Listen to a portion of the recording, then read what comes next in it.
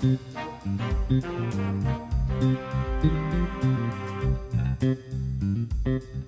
and welcome to Dollars and Cents, the Australia Institute podcast where we're talking about just what the hell is going on in the economy. I'm Elinor Johnston-Leake, the senior content producer here at the Australia Institute, and as always, I'm talking to our chief economist, Greg Jericho. Hello, Greg. Hi, Elinor. How are we doing this week? Very good. Very good to hear. There have been a few things happening this week, but to start off with, we've got something very important happening next week. The RBA is meeting to decide whether to cut interest rates or keep them on hold or raise them, who knows. Inflation data just came out as well, and it seems to have quashed a lot of people's hopes that there will be any chance of a rate cut. Inflation is on the rise again in Australia, dashing hopes of an interest rate cut next week for mortgage holders. The headline inflation rate for the year to the end of August was 3%, a bit higher than the 2.9% average forecast. The thing to remember here is that this is a volatile data series, the monthly inflation figures. Things like the timing of energy rebates, petrol prices, other temporary factors, they do play a big role in whipping this number up and down. While you were away on holiday, Matt, who was on the podcast, predicted that they won't cut interest rates this time, but they will probably cut in November because that's when the next quarterly inflation figures are out. What are you thinking is going to happen here, Greg? Yeah, they're definitely not going to cut next week. Yeah. I think you can pretty much take that to the bank. The market investors are predicting, or if you look at how they're pricing in things, they're predicting about a 4% chance of a cut, which basically there's not going to be a cut. Yeah.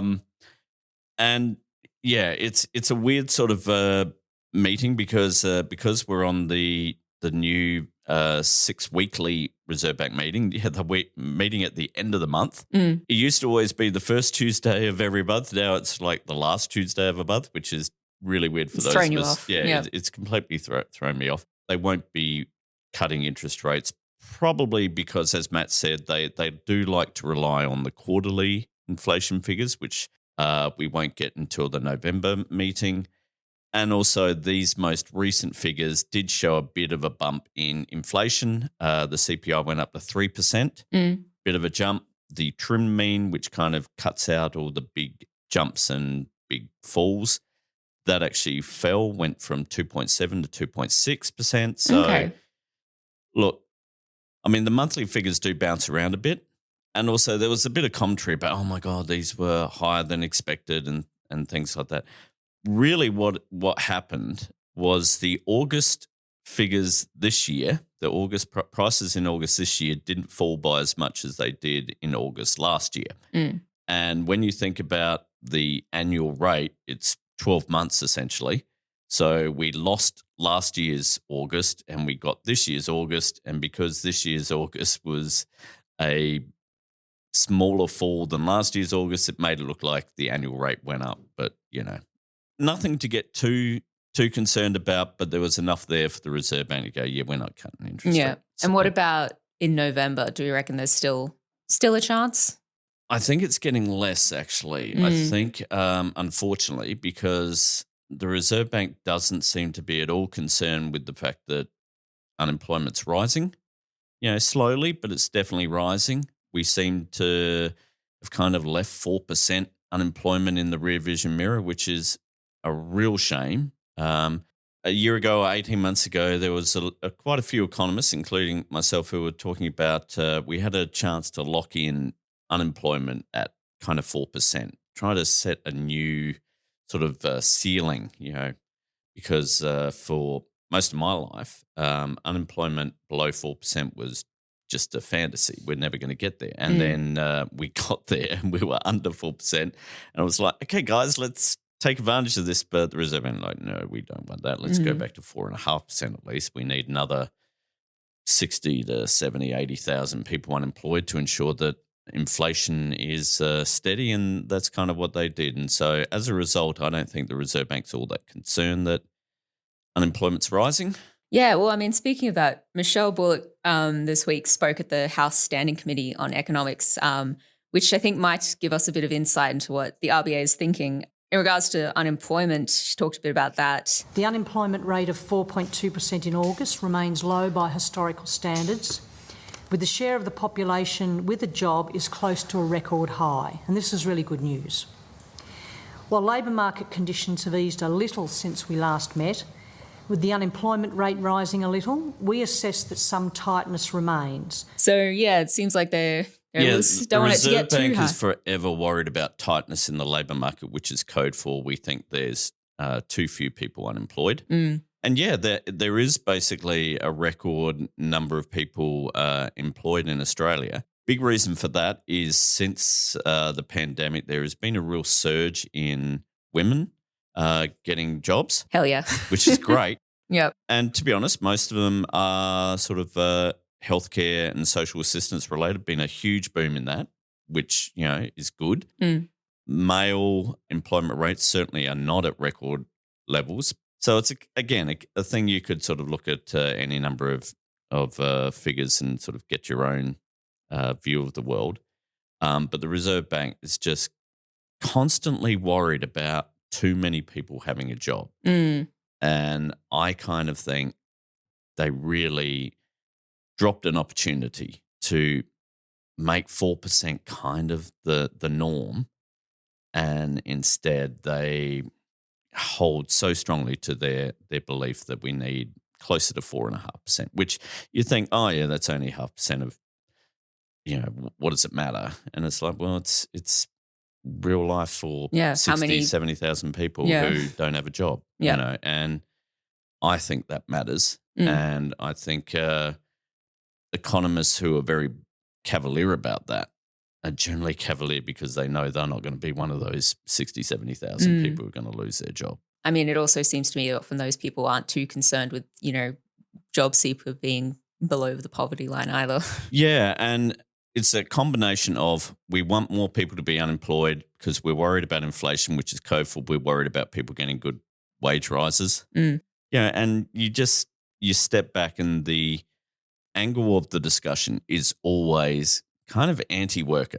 Mm. It is always from the sense that if workers get paid well and there's more of them getting employed, that's a bad thing, which is something I very strongly push back against. And especially when you do have shocks to the system like we had coming out of COVID, which I think gave us that opportunity to lock in a full employment level that was much lower than it had been sort of considered in the most recent past, certainly.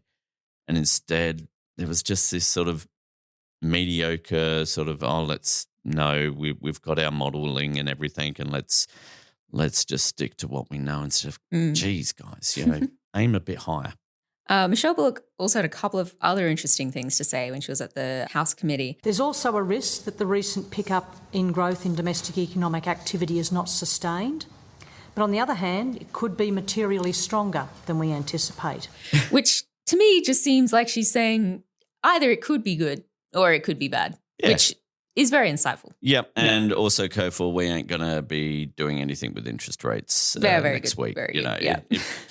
Michelle Bullock does have a tendency to do this a little bit of going, things are going well, but you never know. They could turn bad. There are risks. And, economists love doing this, talking about uncertainty in the system. Well, shock. There has never been a certain time of the world, and we do perhaps live in more uncertain times than ever, but it's kind of used as an excuse for doing nothing rather than going, actually, in this uncertainty, let us go for something better. Yeah. Let's go for lower unemployment. And the Reserve Bank seems to be against that, despite their mandate involving not just keeping a stable currency and low inflation, but also full employment. But their view of full employment is about 4.5% of people in the labour force out of work. Just before we move on, Michelle Bullock did have one last thing to say, which I thought was quite interesting because it was something that you've been saying. It's not just the role of government to look for productivity improvements, it's also the role of business to look for productivity improvements. And I think some of the evidence that we've had in recent times has been that Australian businesses haven't had the dynamism that some other industries overseas. We haven't been sitting at the frontier, the innovation frontier. It's something that one of her predecessors, Glenn Stevens, I think, used to refer to animal spirits. Okay. It's a term that sort of John Maynard Keynes referred to. It's the sense that actually to get things moving, you kind of do need businesses to have a bit of risk taking, a bit of we're going to try something new. We're going to invest because we think this is going to improve business, make it more productive. And she's kind of it was a really good statement that she said, productivity is not really up to governments to fix. There's a limit to how much governments can do. Kind of businesses are the ones, it's their business. Yeah. Are they sitting around waiting for governments to say, oh, can you wave the magic productivity wand? Yeah. Rather than actually, we're not lazy and bloated because we basically are a duopoly and we don't need to worry about productivity because we're making great profits. And instead going, actually, we need to do things better. We can, make more profits, but also increase output, employ more people, all these good things. Yeah, get that entrepreneurial spirit and instead going. Australia's private sector, because competition is so pathetic, and we've talked about this, whether it be retail sector, groceries, whether it be banks or the wholesale trade sector and all these things, there's so little competition, so much comfort amongst the big companies that there's not a lot of need to be productive or to increase productivity. Instead, they sit around and sort of whine about things that governments could do. Yeah. Well, good to see that you do agree with Yes, Michelle Bullock on some things. All right. There were also a couple of announcements from our good friend, Treasurer Jim Chalmers. Red tape is still the hot topic of the Parliament. The Treasurer has announced that government will be introducing regulatory reform to reduce red tape and ease burden on businesses. Now, we've talked about how the government's planning to cut environmental red tape. And to me, cutting environmental red tape sounds a little bit sinister, just, making it easier to cut down these native habitats for development. But what does cutting business red tape mean?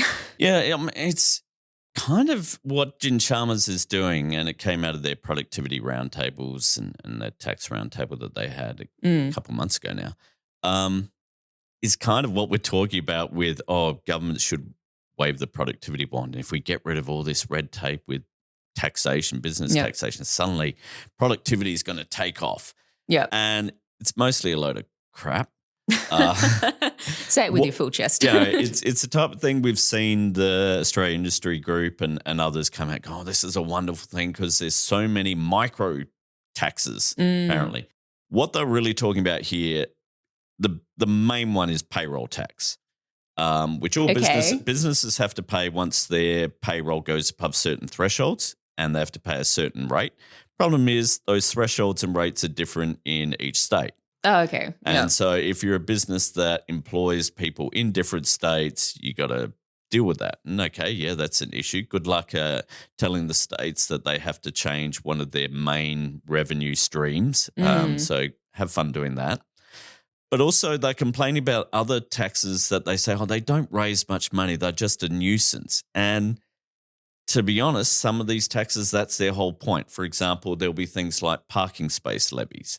Where businesses have to pay a levy per parking space. So this is something in New South Wales. And it doesn't raise a lot of tax, and it's meant to be annoying because it's trying to get rid of congestion in Sydney. And it's trying to say, we'd actually much rather public transport and other things. So some taxes are designed, as Richard Dennis, our boss, always like to say, subsidise things you want more of, tax things you want less of. Yep. And that's what these things like a parking space levy are. We want less congestion in our capital cities. We want more people using public transport. No, sometimes red tape is there for a reason. Yes. Yeah. And also, really, you're saying this is going to unlock productivity. Just because you don't like paying it, I don't like having to pay, for parking in the CBD. But I think I'd be a lot more productive. I don't go around going, that's a micro tax that, if you got rid of it, I'd be a lot more productive in my Free operations. me from this red tape. It's a bit of that, but really when you get down to it, they're talking payroll tax. And it probably would be nice if that was all harmonised. But is the federal government able to do that if They're able to get the states together and say we should agree in principle to think about maybe one day harmonising our payroll tax rates. This is not a new thing. Yeah. And as I say, it goes back to the problem, and this also flows into things like the GST, is states don't have many abilities to raise revenue. Basically, it's payroll tax for many is their big one. Stamp duty is another. And if you're saying, let's harmonise these things, that sounds great. Are you all going to raise them up to the top one, or are you going to say, New South Wales, you've got to cut yours a bit. South Australia, you also have to go, this is the thing. Unless you're raising them all, and I doubt very much that business groups are going to be thinking, that's what we were actually hoping. That'll cut the red tape. Yeah, it'll cut the red tape, but they won't like it. So that's where you're going to find, there'll be recommendations for this, but whether it's going to happen, good luck.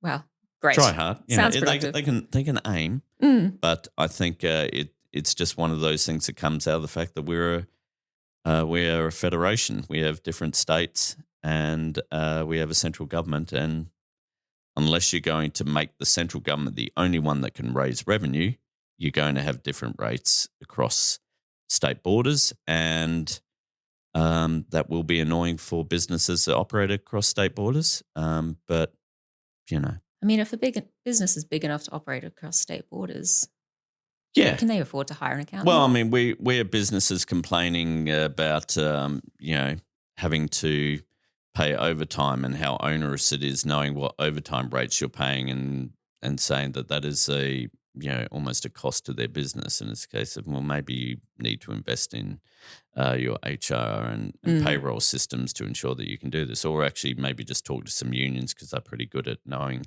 what are the rates of pay at various times of the week. So long story short, businesses hate paying tax, always think they should be paying less tax and should be paying fewer of them. And the government is basically saying, yes, this would be a wonderful thing, kind of going to their whole abundance agenda thing of, if we get rid of this red tape, we'll unleash productivity. It's like, really, we're going to get rid of parking space levies and that's been what's holding back productivity? I don't think so. All it's about is reducing costs for businesses. Well, going back to what you said about the GST, the Treasurer also announced this week that he's tasked the Productivity Commission to begin a review into the GST and looking into how the GST is divided up between the states.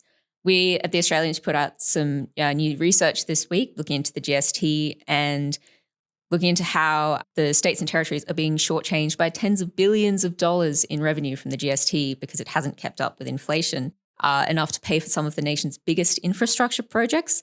Could have paid for the New South Wales Metro West Rail project in 3 years, Victoria's Westgate Tunnel project in 2 years. So it's good to hear that the government's looking into this. My question is, can we claim the credit for making them do this? Well, no, unfortunately, because the government's kind of looking at a different thing. There's a couple things going on. And you're right, our great colleague and reader's friend, Matt Grudenoff, put out this excellent... friend of the show. Friend of the pod. Yep. Matt Grudenoff put out an excellent report looking at how GST has gone, because the problem is when the GST was introduced, Peter Costello said, states will never have to worry about funding hospitals and schools again because the GST will keep up with the economy, it'll grow and all of that. And the problem is what's happened is as over the past 25 years that we've had the GST, the way we spend money has shifted away from things that are covered by GST.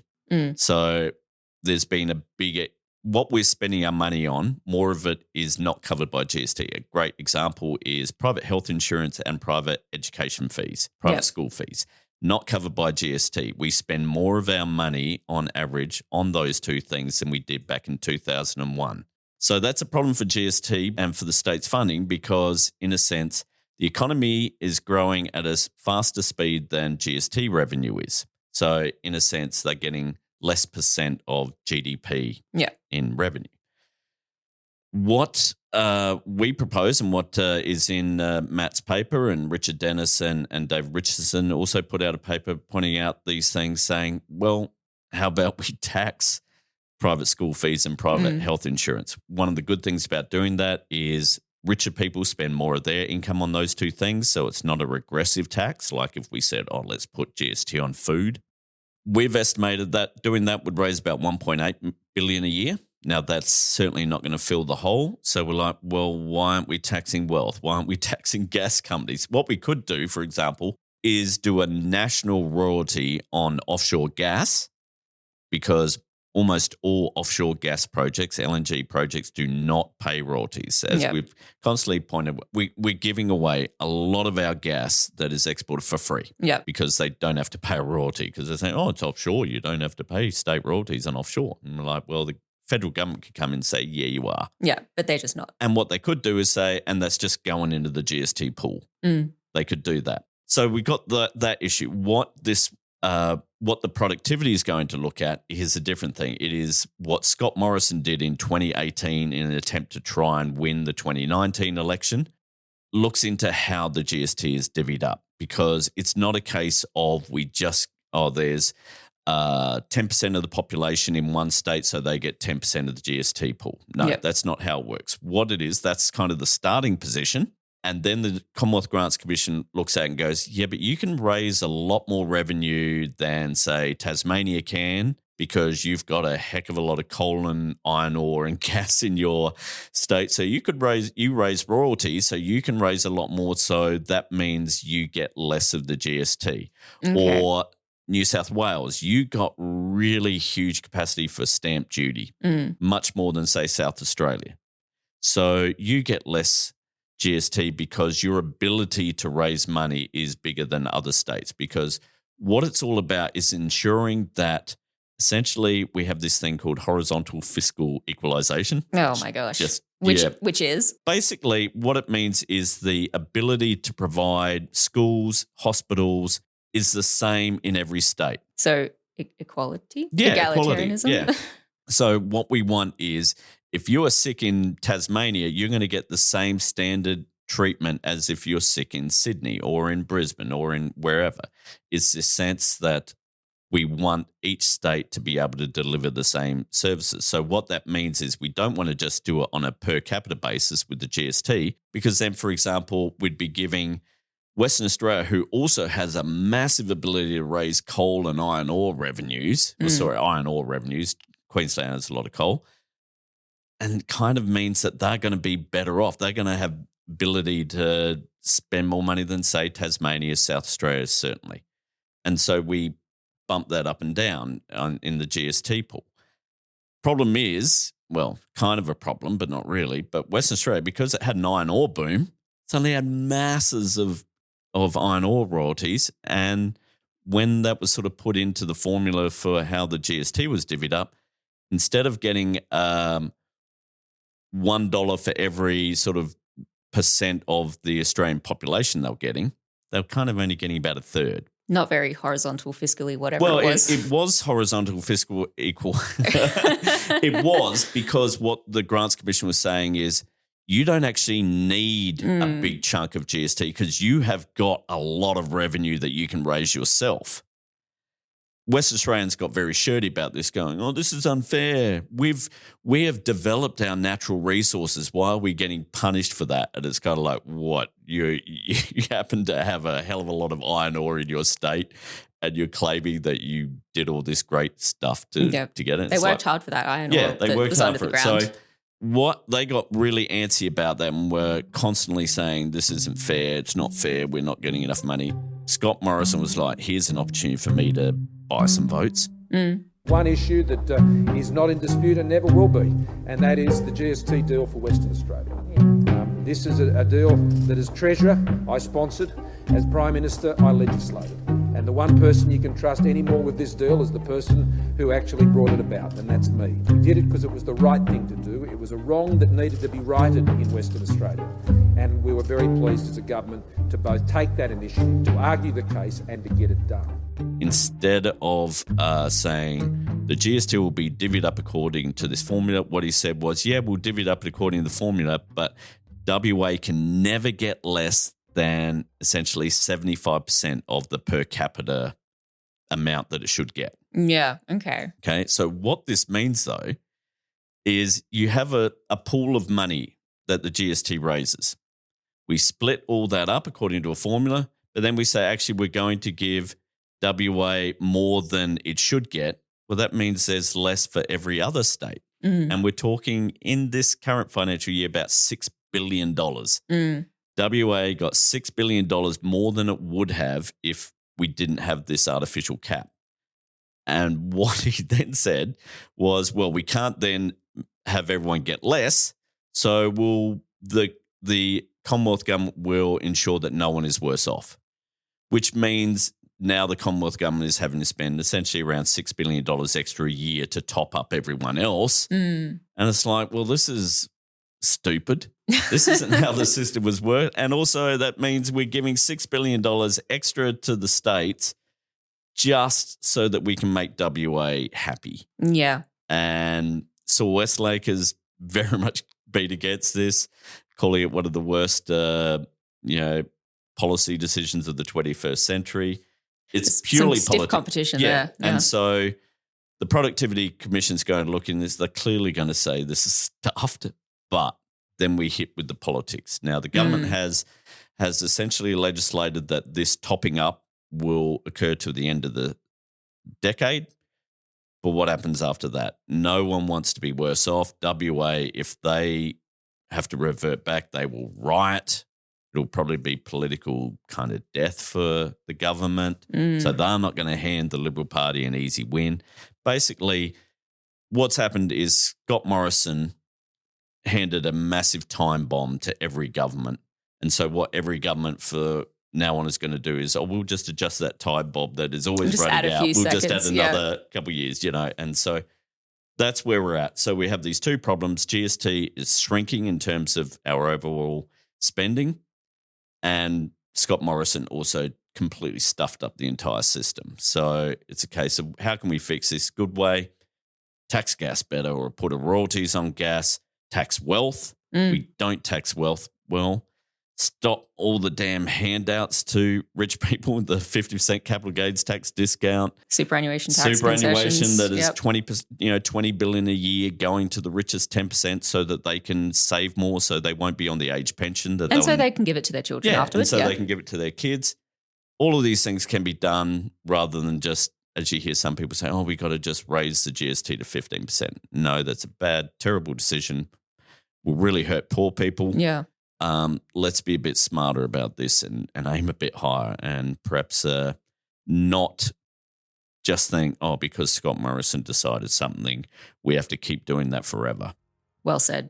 All right. Well, that's probably all we've got time for today, Greg. It is. Thanks again, Elinor. Always great to have a good chat about what's going on in the economy and what is stuffed about the economy, what needs to be fixed. We will be back with another Dollars and Cents next week, where we'll probably be talking about how the Reserve Bank did nothing. So, I'll have a rant. What the hell? Yep, sounds like you. Well, me having a go at the Reserve Bank? Never. That would just shock our listeners far too much. This episode of Dollars and Cents was recorded on the 25th of September, and some things may have changed. If you want to read my column talking about how basically we should aim a bit higher and stop sort of settling for mediocrity, go have a gander at my column on the Guardian Australian website. And for more research, including Matt Grudnoff's excellent paper on the GST, you can find it all on our website, australiainstitute.org.au. Lots of great stuff there. Also, remember, if you're in Canberra, check out the Revenue Summit that is coming at the end of October. It's going to be great. Lots of good discussion of tax and inequality and all things that we need to do, especially being brave and aiming higher. And for all of that, we will leave a link in the show notes so that you can book your tickets nice and early.